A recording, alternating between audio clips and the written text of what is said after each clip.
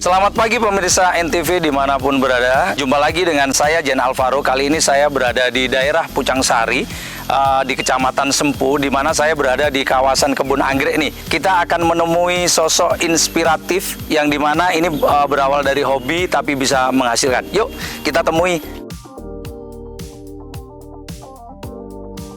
Bu Rohimah, selamat pagi. Gimana kabarnya? Ya, alhamdulillah. Selamat datang di Raumorcit. Terima kasih. Wih, ini menarik sekali, Bu. Kita saat sekarang ingin tahu lebih banyak, tahu lebih dalam gimana sih kok bisa ada inspirasi membuat yang namanya kebun anggrek ini. Oke, baik, monggo. Mungkin nanti saya bisa cerita banyak di dalam sambil kita jalan, monggo. Oke, yuk, pemirsa.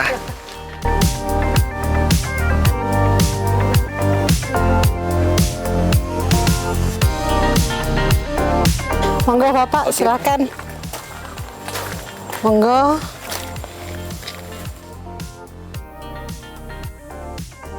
Ini pemirsa, kita masuk kebun anggrek aja sudah harus diwajibkan untuk cuci tangan. Kebun anggrek ini prokes banget nih saat sekarang. Monggo, ini lahan kami Bapak yang kami dirikan dari tahun 2020, tepatnya di bulan Juni. Mengawali itu karena sebenarnya dampak dari pandemi. Nggih, karena kita nggak bisa berkutik ini mau berbuat apa di pandemi. Jadi buat kami selain ini musibah tapi membawa hikmah, nggih, membawa berkah. Karena apa? Kita berani untuk memulai, agar kita bisa survive, agar warga sini juga tidak kehilangan pekerjaan. Luar biasa sekali, Bu.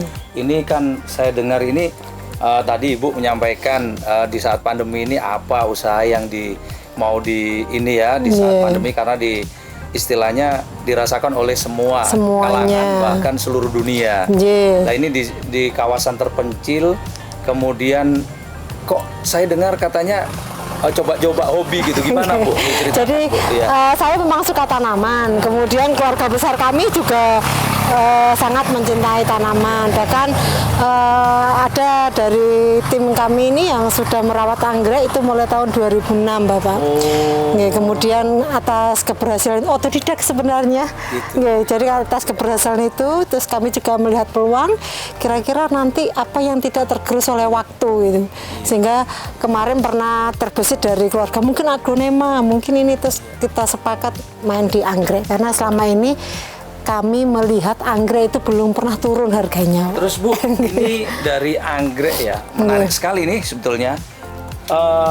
Dari anggrek ini sendiri ada berapa jenis tanaman anggrek Bu yang saat sekarang sudah dibudidayakan atau mungkin sudah ditanam di sini? Secara garisnya sebenarnya 5 Bapak, 5 kelompok besar. Jadi ada yang hibrid itu 4 bulan, kemudian Cattleya, kemudian Vanda sama Dendro, dan satu lagi spesies. Kalau yang kita tanam yang di sini ini kelompoknya dari hibrid ya Pak. Ini rata-rata Dendro, di sini Dendro. Kalau yang ada di pagar ini untuk spesies. Terus yang saya ingin tahu nih Bu, yang dimaksud dengan hybrid ya, itu sebenarnya seperti apa sih? Nantinya kalau berbunga Pak, ini nilai jualnya biasanya lebih tinggi. Dari jenis ini ya Bu? Nih pemirsa, ini yang jenis Dendro. Ini kalau sudah berbunga ini lumayan juga ya, nilainya tinggi sekali. Waduh, luar biasa. Kalau yang jenis ini Bu? Ini sama Dendro Bapak. Ini Dendro, hanya usianya yang ini sudah lebih dewasa, jadi ya remaja ya Pak. Kalau ini biasanya yang kita tanam di sini antara lepas dari 3 bulan kita pindahkan ke sini. Kalau sini sudah 5-6 bulanan, sudah ke atas. Ini dalam jangka waktu 5-6 bulan ini sudah bisa berbunga ya Bu? 1 tahun rata-rata. 1 tahun nanti belajar berbunga. Nanti di sana ada yang sudah mulai belajar berbunga. Luar biasa. Yuk pemirsa, sangat menarik sekali. Ini pagi hari ini kita di kebun anggrek bersama dengan owner atau sosok inspiratif Bu Rohimah. Yuk kita gali lebih dalam lagi yuk.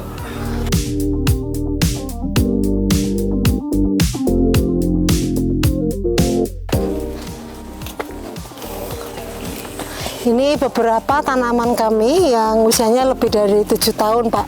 Jadi ini yang sudah mulai berbunga, Bapak. Ini kebetulan tuh usianya sudah 7 tahun lebih yang di atas ini.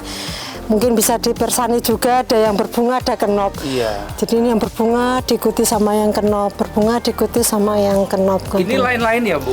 Ini bunganya termasuk yang ini jenisnya juga lain-lain. Kalau yang ini namanya apa ini? Bulan, Bapak. Oh, ini bulan. Jenis bulan, semuanya jenis bulan yang kita gantung ini. Ini pemirsa, kan ada tuh lagu anggrek bulan ya ini. Sekarang ini ada anggrek bulan di sini ya. Nah, itu ini yang warna putih luar juga biasa lebat sekali. Yang putih ini termasuk bulan juga, Bapak. oh anggrek bulan. Nggih. Ini pemirsa.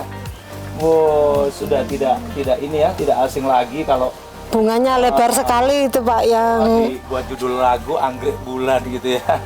Luar biasa. Bu, nih saya tertarik bermacam-macam ya. Terus bagaimana bisa terekspos oleh media? Bahkan sebetulnya sih saya cuma dengar aja baru sekali ini, makanya tertarik untuk ini menggali lebih dalam gitu. Baik.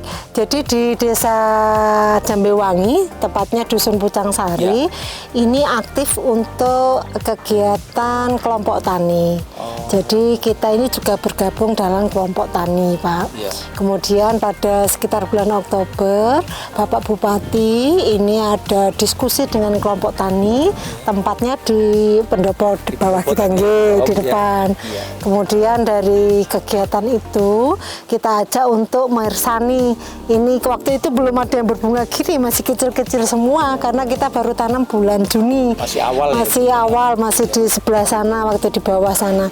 Nah, itu kemudian kita sampaikan bahwa kita di sini bukan toko bunga, Pak, tapi bibit.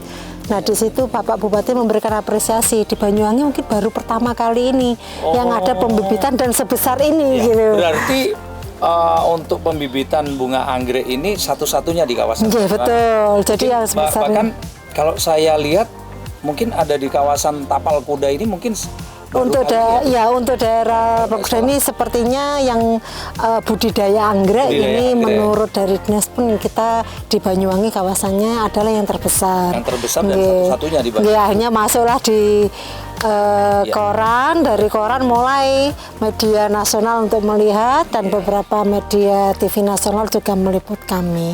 Dan yang paling memberikan nilai lebih menurut dari pandangan teman-teman di lapangan di saat pandemi masih bisa untuk membuka usaha budidaya anggrek bahkan melibatkan warga sekitar. Jadi tenaga kerja kami ini, tim-tim kami ini adalah dari warga sekitar kami ini. Terus kalau boleh tahu, Bu, berapa banyak, Bu, tenaga kerja atau masyarakat yang dilibatkan dalam pembibitan bunga? Rata-rata hampir 7, awal-awal banyak, Bapak. Jadi rata-rata antara 10 orang per hari. Terus begitu sudah mulai tanam semuanya ini rata-rata 7 orang.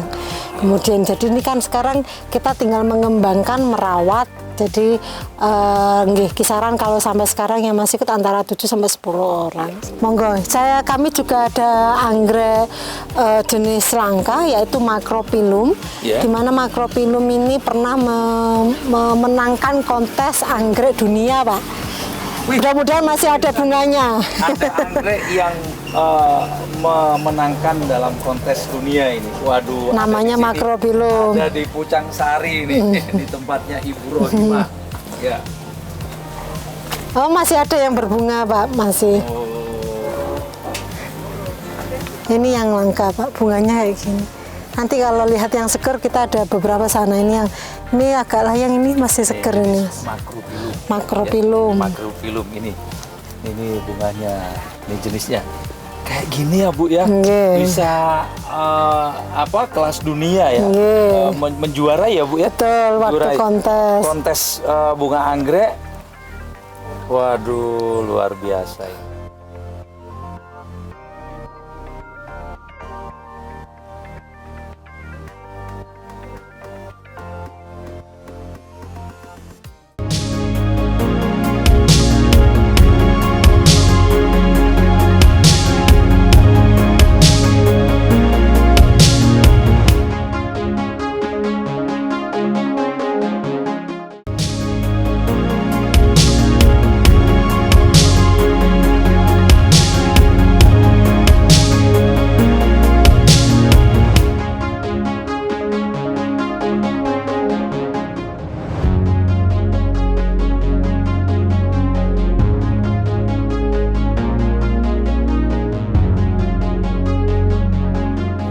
pemirsa, masih bersama saya di Jen Alvaro ya.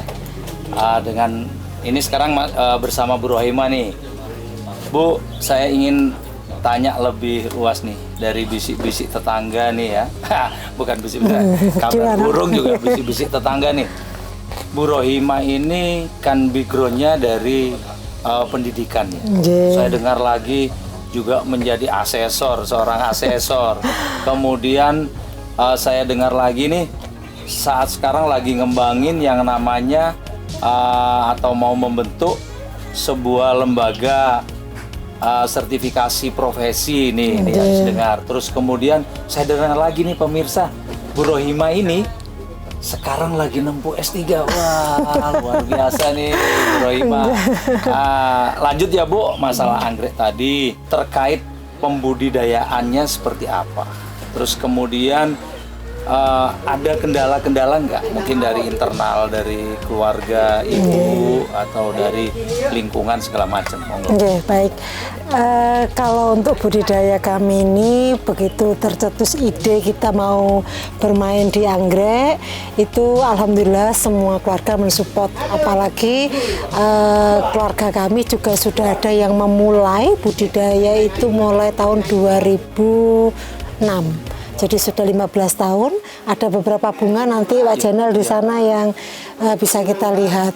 Kemudian untuk kalau kendala dari teknis pembibitannya, ini pada usaha-usaha tertentu itu kadang ada ulet kayaknya, kupu-kupu. Ya, hama ya. Iya, ada kupu-kupu, tapi tidak ada masalah karena kita juga sudah siapkan untuk vitamin atau pupuknya juga. Kemudian kalau untuk rencana pengembangan, alhamdulillah kami ya sedikit lahan lah, kurang lebih 3 hektar ini di sebelah sini nanti. Semuanya 3 hektar. Kurang lebihnya nanti ini di belakang kita itu ada bukit sampai tembus ke jalan. Jadi nanti itu proyeksi kita nanti yang sudah besar-besar ini kita akan letakkan di sana, kita desain menjadi wisata agro. Wah, luar biasa. Pemirsa, yang disampaikan Bu Rohima tadi bahwa ini next ya ke depan kawasan ini akan menjadi agrowisata anggrek. Dengan konsep edukasi, Bapak. Jadi memang kita memulai itu konsepnya berbagi. Kita ingin berbagi dengan warga sekitar sehingga tenaga kerjanya di sini adalah semuanya warga sekitar sini. Bahkan ada beberapa yang terdampak pandemi. Jadi karena pandemi akhirnya kita ajak gabung, kita ajari bagaimana menanam, kemudian bagaimana merawatnya, kemudian kalau ada yang customer beli, kita sampaikan bahwa di sini bukan seperti toko bunga, tapi di sini cenderung lebih banyak mengedukasi bagaimana cara merawat. Karena kepuasan kami itu kalau nanti sampai rumah hidup, Pak. Karena biasanya yang datang ke sini itu rata-rata orang-orang yang sudah memiliki pengalaman beli di luar kota, sampai di rumahnya ditanam, dapat berapa bulan mati, kadang dapat 1 bulan mati. Kemudian ada juga yang belanja online, Pak. Jadi kalau belanja online itu mungkin dilihat gambarnya ini ada knob, ada knop, ada speak, sampai sini tidak. Terus di gambarnya itu di online itu besar, ternyata sampai sini hanya segini. Jadi banyak yang datang ke sini karena mereka sudah punya pengalaman kekecewaan baik di online maupun beli di luar kota. Jadi makanya di sini mengambil peluangnya bagaimana mengedukasi merawatnya. Bu, ini begini, bicara edukasi ya, tentunya ini kan memberikan pengetahuan, pembelajaran juga pengalaman terkait pembibitan bunga anggrek ini. Bu, yang selama ini mulai kebun anggrek ini dibuka istilahnya, ada nggak Bu? Katakanlah mungkin dari luar kota sih, atau mungkin dari yang lain-lainnya, mungkin dari katakanlah siswa-siswi yang ingin mengetahui lebih dalam bagaimana sih cara berbudidaya anggrek. Benar sekali. Jadi untuk customer kami ini ada yang sudah dari Surabaya, dari Jakarta.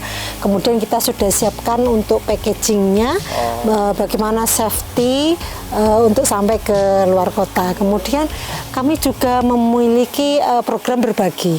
Program berbagi kami adalah kita memberikan pelatihan gratis, baik itu kepada lembaga pemerintah, kemudian ke lembaga pendidikan, maupun swasta ya Bu ya? Maupun swasta. Jadi ada PKBM juga kemarin Pak. Jadi PKBM ini Pusat Kegiatan Belajar Masyarakat, itu dari Desa Alian datang ke sini ingin belajar budidaya anggrek. Kita untuk materi pelatihan kita berikan gratis, free, tanpa biaya. Hanya biasa ini. Jadi memang konsep kami adalah konsep berbagi, mengedukasi. Kami senang kalau nanti di Banyuwangi juga akan banyak teman-teman pemain untuk budidaya anggrek. Ya, tidak ada pesaing buat kami karena menurut kami banyaknya yang ingin berbudidaya anggrek itu akan menjadi rekanan kami, Pak. Bu Rohimah bicara terkait anggrek ya. Tadi disampaikan kalau misalkan ada yang lain-lainnya mau berbudidaya itu malah menambah hasanah gitu ya. Betul. Terus bagaimana Bu? Kemarin-kemarin itu kan banyak lagi viral nih yang namanya bunga yang nilainya sampai puluhan juta, ada yang namanya janda bolong yang ini. Ini gimana Ibu melihat dari ini? Sisi perbungaan. Kalau tadi memang konsep kami ini berbagi, kemudian kami ingin warga sekitar ini akan terus-menerus mendapatkan income dari adanya budidaya anggrek ini, artinya kebutuhan setiap hari, bahasa gampangnya itu oleh gajian per bulan gitu Pak. Bagaimana supaya tidak sampai terputus. Makanya pilihan kami itu adalah ke anggrek. Karena anggrek menurut kami tidak mengenal musim. Tidak lekang oleh waktu gitu. Tapi kalau itu ada janda bolong, ada apa kan ada musimnya, habis gitu hilang. Musim terus hilang gitu ya. Tapi kalau anggrek kami melihat tidak ada rentang waktu. Sekarang musim anggrek, besok enggak kan, enggak ada semacam itu.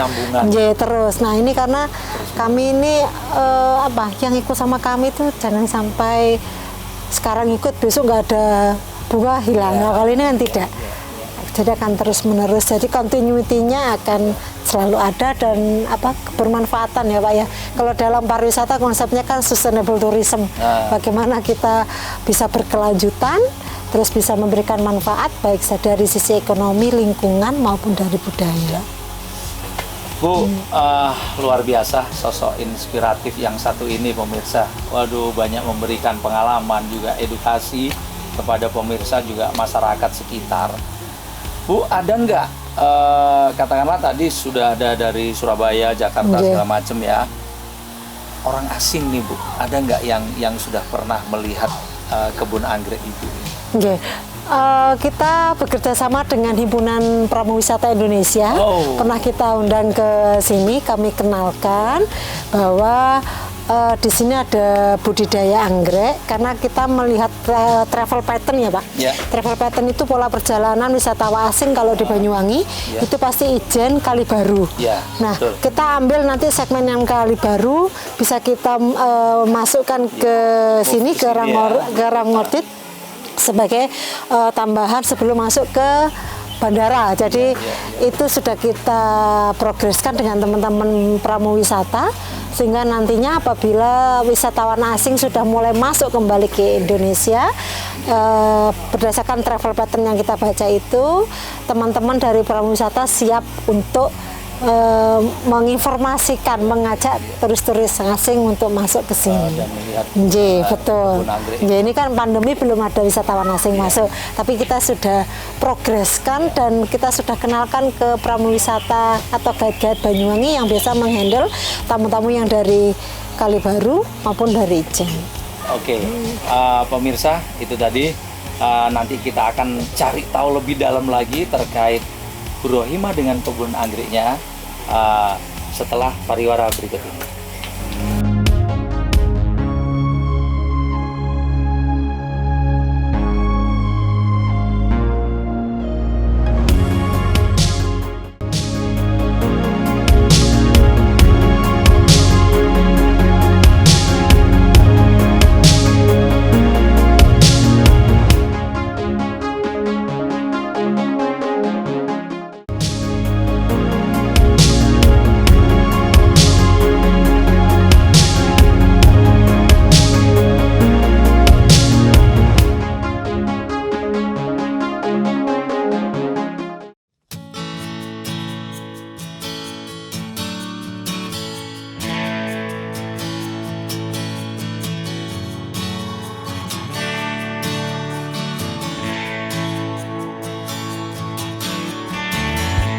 Pemirsa, kembali lagi bersama saya Jen Alvaro. Masih tetap kita mengupas habis sampai tuntas nanti di kebun anggrek daripada Bu Rohimah ini. Bu, kita lanjut ya. Pemirsa, saya kepingin tahu lebih dalam nih. Tadi disampaikan oleh Bu Rohimah ini di manage atau di manajemen nih oleh kalangan dari keluarga sendiri. Bu, kalau saya boleh tahu nih Bu, saya tadi kan sudah tanya-tanya nih sama Ibu tentang bagaimana mengemasnya semuanya sampai awal cerita dibangunnya kebun anggrek ini. Ada nggak sih Bu, misalkan behind scan gitu ya, sosok di balik ini semua begitu ya, yang katakanlah mensupport Ibu, yang katakanlah mendukung segala sesuatunya atau semuanya gitu. Ya baik, memang ini manajemennya adalah manajemen keluarga, jadi semua yang terlibat sini adalah keluarga besar kita. Yang jelas memang ada sosok yang paling sangat mensupport dalam hidup saya, ya suami saya yang tercinta. Oh, enggak, ini enggak dikenalkan dulu. Assalamualaikum. Enggak. Mas Zainal, gimana kabar? Alhamdulillah, siap Bapak. Ketemu lagi. Silakan Bapak. Monggo. Ayo, monggo. Waduh. Pemirsa, luar biasa ternyata di balik ini semua ada sosok di belakang layar ini yang mendukung Ibu Rohimah. Ternyata ini suaminya, Bapak Pak Said. Saya manggilnya Pak Said nih. Pak, nih saya mau tanya-tanya nih Pak. Tadi sudah banyak sih sama Ibu menanyakan terkait bagaimana mengembangkan, membudidayakan segala macam. Begini Pak Said, saat sekarang ini kan orang bilang nih era milenial begitu ya, di mana ketika orang mempunyai modal, ingin berinvestasi nih, yuk bisnis atau investasi membuat kafe deh, membuat apa yang bisa mendatangkan orang rame-rame, tongkrongan segala macam. Kenapa sih Bapak ini memilih dan menjatuhkan pilihan untuk investasi dan berbisnis di anggrek ini? Terima kasih sebelumnya Mas Zainal ya. Jadi nama lengkap Umar Said nih, karena adik saya namanya Masrur Said. Nanti biar nggak apa itu, biar nggak tabrakan namanya. Kemudian apa yang disampaikan Mas Zainal ini ada beberapa faktor yang mempengaruhi dalam pikiran saya, dalam pikiran keluarga. Kami dari kecil dididik untuk bisa saling berbagi. Artinya sebelum era kemerdekaan itu ada tokoh Cokro Aminoto. Itu adalah orang yang menjadi inspirasi saya. Jadi Mas Cokro Aminoto itu kan seorang sosiopreneur. Jadi konsep di mana kita berusaha, orang lain juga dilibatkan untuk bisa menikmati hasil usaha dari kita. Kemudian kami dididik juga dari keluarga petani. Kemudian juga yang menginspirasi kiri kanan kami ini adalah petani-petani yang kemarin sudah banyak keluar daerah karena dianggap bertani itu tidak menjanjikan. Akhirnya banyak yang merantau ke Bali, ke Batam, ke Palu dan luar negeri. Akhirnya toh kembali lagi setelah ini era pandemi ini luar biasa, membuat semuanya harus berubah, semuanya harus membuka mindset baru ya terkait dengan era pandemi, sehingga kami berpikir sekaligus orientasi kami tidak hanya melulu profit, tapi juga sosial, yaitu bertani yang sekiranya bisa memberdayakan ya. Jadi istilahnya pemberdayaan masyarakat sekitar ya. Satu pilihan pada anggrek ya, karena menurut hemat kami anggrek ini adalah sebuah kalau dikatakan mutiara itu mutiara yang terpendam ya. Iya. Padahal iklim di sini sangat mendukung ya. Kemudian anggrek juga ingin saya merubah mindset masyarakat bahwa anggrek itu sebenarnya bukan tanaman yang eksklusif, Ya. yang sulit untuk dibudidaya. Setelah kami konsultasi, kemudian dengan pakar, Ya. dengan para ahli anggrek, oh ternyata sesimpel ini ya anggrek ini. Berarti masyarakat sekitar kami insya Allah bisa diajak bareng-bareng bekerja. Ya alhamdulillah. Kemudian dari kita buat bisnis plan ya, kemudian kita sampai mengeksekusi dan bertumbuh seperti ini, dan pada akhirnya kami setelah bibit-bibit ini sudah kuat untuk kita pindah ke tempat yang lain ya, termasuk tempat masyarakat di pinggir hutan. Akan kami jadikan mitra kerja. Jadi kalau orang desa itu Mas ya, kalau sapi atau hewan ya, hewan piaraan itu digaduh nih Mas ya, digaduh nih. Ini gaduh nih anggrek. Jadi ternyata anggrek ini juga menjadi primadona ya setelah kami kembangkan, kami budidaya. Kemudian juga, dan ini yang juga mengilhami, menginspirasi. betul, menginspirasi kami sekeluarga, akhirnya bentuk usaha keluarga sehingga saling bisa mengisi kekurangan masing-masing, dan keluarga ini adalah keluarga besar dan nanti akan menjadi keluarga yang bisa bermanfaat juga keluarga-keluarga di sekitar kita. Pemirsa, aduh, lagi-lagi saya terkesima nih Pak dengan apa yang disampaikan Pak Said tadi. Pak Said, saya akan nanya nih, dengar-dengar sama dengan Ibu tadi sudah saya kupas tuntas dari di Ibu. Saya juga ada bisik-bisik tetangga ini, kabar burung katanya. Pak Said ini kan yang saya dengar nih di luaran nih pernah menjadi kepala sekolah pertama, kemudian seorang kontraktor begitu ya. Yang dijelaskan tadi, disampaikan tadi bahwa bisnis anggrek ini tidak murni profit oriented gitu ya. Tapi sebelumnya basicnya jadi kontraktor nih. Kontraktor kan banyak duit nih. Kan banyak pendapatan begitu ya. Terus bagaimana Pak? Saya ingin mengetahui berapa sih nilai investasi yang ditanamkan di budidaya anggrek ini. Kemudian bagaimana cara mengedukasi masyarakat untuk bergabung menjadi bagian daripada manajemen untuk budidaya anggrek ini. Ada kendalanya apa, seperti apa gitu Pak Said? Terima kasih. Kabar burung.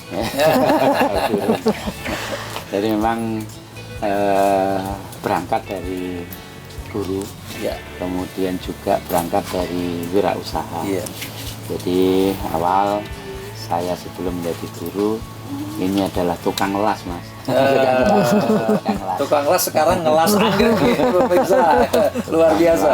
Setelah itu kami diangkat menjadi guru dan sekaligus diteruskan menjadi kepala sekolah di Situbondo. Di sana juga nggak mau diam, kami punya keahlian selain itu adalah kerajinan logam. Jadi kriya logam. Terus berkembang sampai akhirnya tahun 2000 kami nambah ekspansi usaha menjadi konsultan dan sekaligus kontraktor sampai belum lama ini, artinya kepindahan saya ini akhirnya membuat suasana berubah juga. Jadi pas di era pandemi bidang kontraktor, konsultan juga akhirnya harus berubah. Kalau Ibu kan dari agent travel bidang pariwisata. Iya, tadi lupa juga. Sudah, beliaunya punya travel agent juga. Aduh, luar biasa ini. Jadi akhirnya kami harus merubah pola pikir juga dengan pandemi kami harus adaptasi. Apa kira-kira akhirnya satu pilihan ke anggrek. Jadi investasi tidak begitu besar, Mas Zainal ya. Iya. Jadi kira-kira hanya 300 juta, itu pun bertahap. Iya. Dan alhamdulillah hampir 1 tahun ini sepertinya sudah mulai balik modal. Waduh. Jadi itu yang tidak kita duga ya. Iya. Karena kita berangkatnya dari budidaya. Ini budidaya itu kan nilainya kecil. Tapi kalau dengan jumlah besar, akhirnya juga sedikit besar juga. Pemodalan itu saya pikir bukan satu-satunya.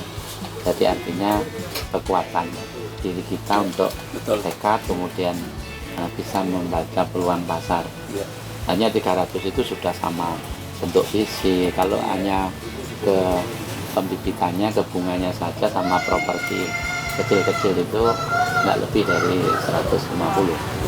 Jadi kalau properti yang rumah apa itu greenhouse-nya itu ya sekitar itulah. Tapi itu bertahap. 300-an itu ya Pak ya. Jadi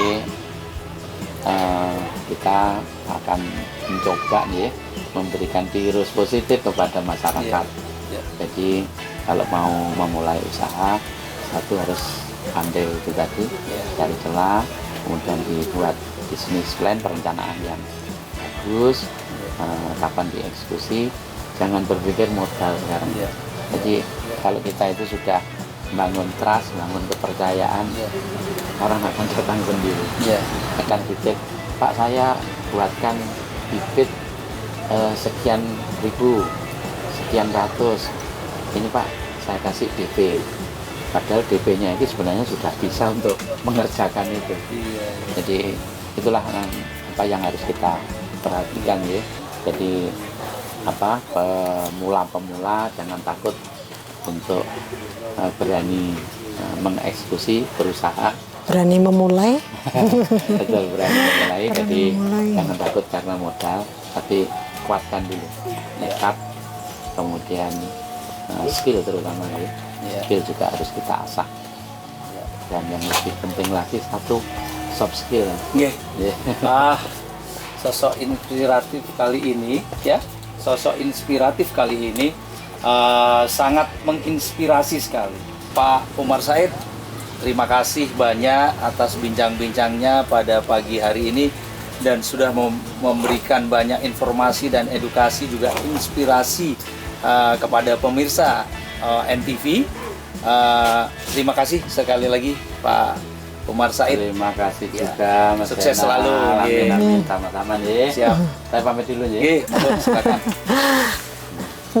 Monggo Pak Zainal. Pemirsa, berikutnya kita mau ajak jalan-jalan Ibu Rohimah. Sudah dengan Bapak Umar Said melihat proses daripada pembibitan daripada budidaya anggrek ini. Yuk. Monggo. Yuk, come on. Jadi kalau tanam awal itu kalau kita tanaman awal itu yang seperti ini Pak. Ini bayi-bayi ini kecil-kecil sekali. Yang kecil-kecil sekali kayak gini. Ini pemirsa, ini katanya masih bayi-bayi ya, bayi-bayinya. Ini ada tanggalnya nih, 28 bulan 7. Tanggal 28 bulan 7 ini tanggal 17 bulan 7 2021. Ini berapa lama Bu? Berapa ini menjelang, ini kan masih kecil nih bayi. Kemudian setelah bisa dipindah ke pot. Nah nanti monggo saya kenalkan sama tim kami, ini keluarga kami yang memang ahli dalam bidang ini. Bentar, nah ini karyawan-karyawan kami, ini sedang proses untuk menyiapkan media tanam. Ya, selamat pagi Bapak. Iya, siap ya. Sehat. Siapa namanya Pak? Pak Iksan. Oh, pemirsa ini Pak Iksan yang untuk ini mengerjakan budidaya ininya ya. Menyiapkan medianya ini. Apa Bapak? Ini dia. Ini sabut kelapa ini. Sabut kelapa. Ini kalau orang Jawa bilang sepet ini ya. Ini untuk proses apanya, Bapak? Ini proses penanaman. Oh, penanaman ya. Terus saya kepingin tahu nih gimana proses daripada penanamannya, terus mulai sejak kecil sehingga sampai ini bisa berbunga. Nanti dengan Pak Masrul Said, Pak gitu. Jainal sebentar. Pemirsa, ada satu lagi nih ternyata. Ini ternyata keluarga Tim yang keluarga besar luar kami. biasa. Nggih. Inputnya dari keluarga. Ini masih ada Ya. yang sedang di sana, Mas Imam sedang menyiapkan apa ini, Mas? Media juga, ini tadi monggo. medianya juga. Permisi nggih. Ini ada. Nah, ini media tanamnya. Oh, anggrek tanah. Monggo Pak Jainal, ini Pak Masrul Said. Pemirsa nih, yang kita tunggu. Monggo. Pak Masrur. Nah, ini tim untuk budidaya kami yang ada di lapangan mengganti bagaimana menanamnya, Ya, kemudian memindahkan ke media, merawat dengan Pak Masrul Said. Oh, Pak Masrur. Nggih, monggo. Dienakkan sudah di sini Pak Jainal, monggo. Ini saya kepingin lebih tahu nih caranya pembibitan mulai dari awal terus sampai bisa berbunga ini waktunya berapa lama, kemudian medianya apa saja, begitu. Ada kesulitan gitu? Enggak nih, misalkan kayak gini nih. Waduh, ini kalau saya yang nanam ya pasti mati, ya. Tapi karena ini ahlinya, pakarnya ini. Korban Batam. Monggo, Pak Masrur, bisa dijelasin. Kita kan dari bibit botolan, Nah, bibit botolan terus kita keluarkan. Jadi medianya pakai lumut. Lumut itu kan bisa jadi pengganggu tanaman yang di atas. ya. Jadi ramah ya, ramah terus nggak mengganggu, apa istilahnya, bukan nggak dilindungi. Iya. Kalau kita pakai pakis kan dilindungi. Oh, nggak boleh ya? Nggak boleh. Kalau pakai pakis itu ya? Oh. Depannya kan bisa habis nanti. Iya. Dipakai lumut. Kalau istilahnya mos. Iya. Ini berarti dari ya, Pak Masrur ya. Ini saya lihat kayaknya dari apa? Tanaman karet, bukan? Bukan. Ini lumut yang nempel di pohon. Oh, lumut yang nempel di pohon. Oh, nih pemirsa. Nih lumut yang nempel di pohon ini adalah salah satu media untuk proses pembibitan daripada anggrek yang ada di sini.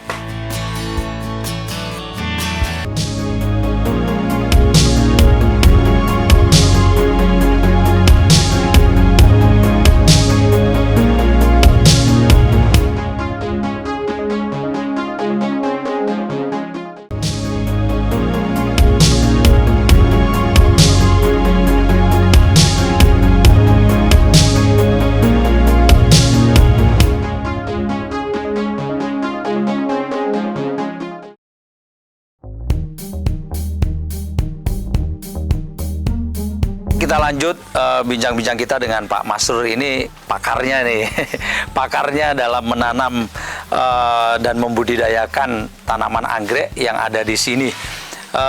Pak Masrur, gimana sih caranya ini? Kok ada botol segala macam nih pemirsa? Bahkan ini ditanam di dalam botol ini anggreknya. Sampai nanti bisa menjadi besar, bisa berbunga nih.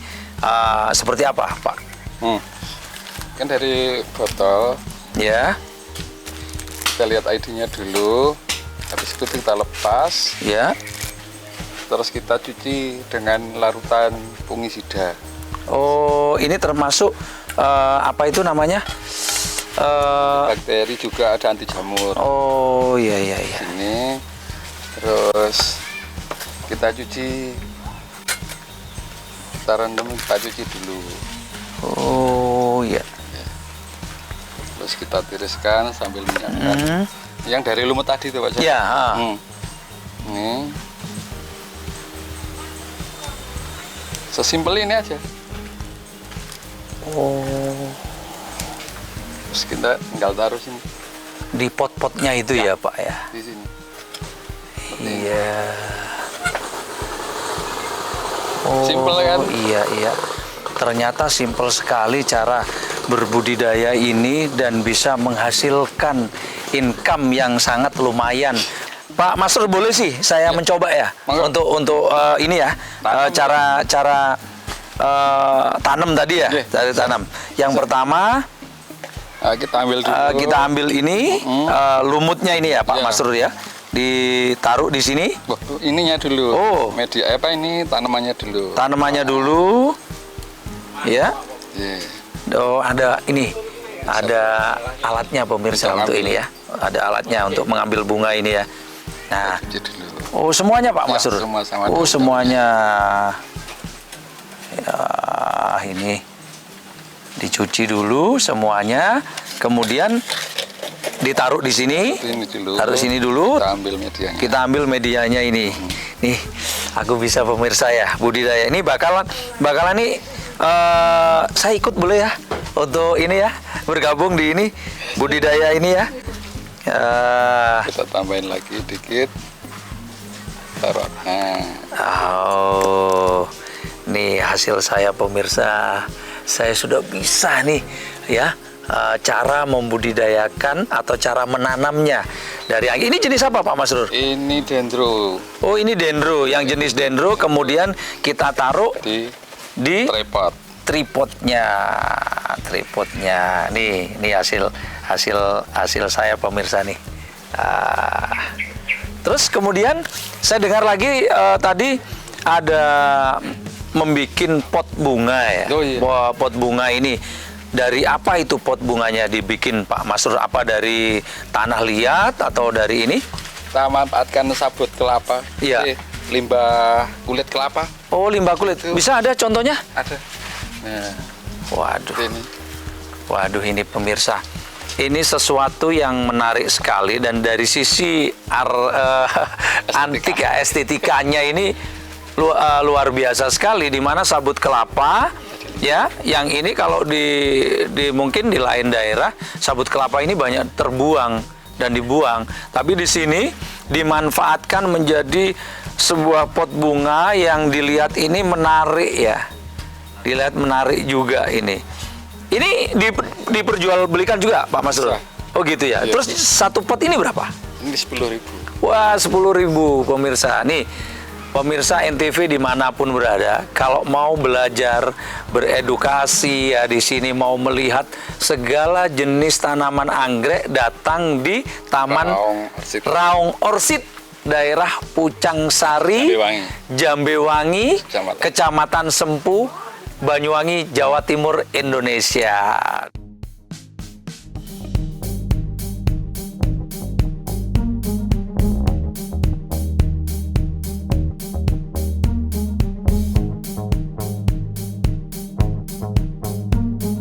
Ya, kita lanjut bincang-bincang kita bersama Bu Rohimah. Nih Bu Rohimah, tadi saya dengar nih ada klinik, itu maksudnya klinik apaan ya? Di Buga kok ada klinik begitu pemirsa. Nih kita tanya lebih dalam lagi kepada Bu Rohimah dan kita ingin tahu kliniknya itu klinik apa Ibu?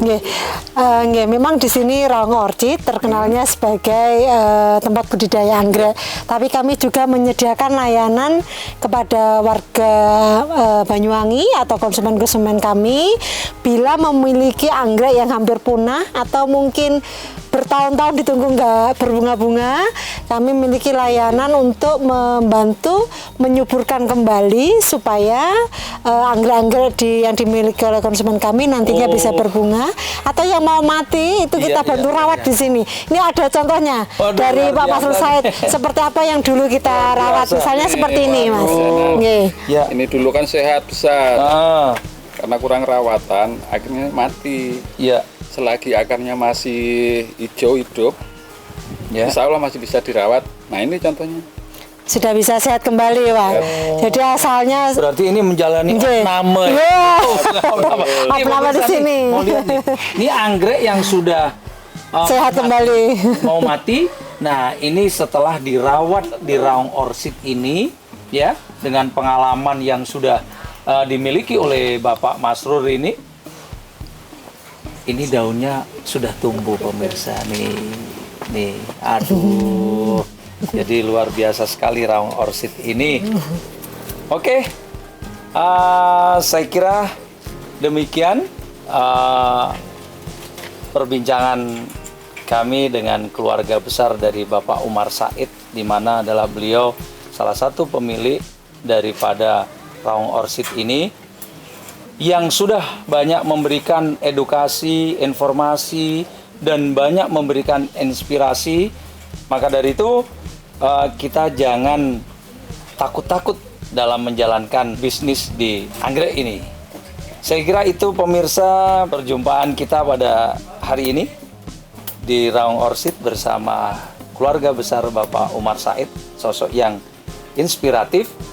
Jumpa kembali dalam acara yang sama. Bye.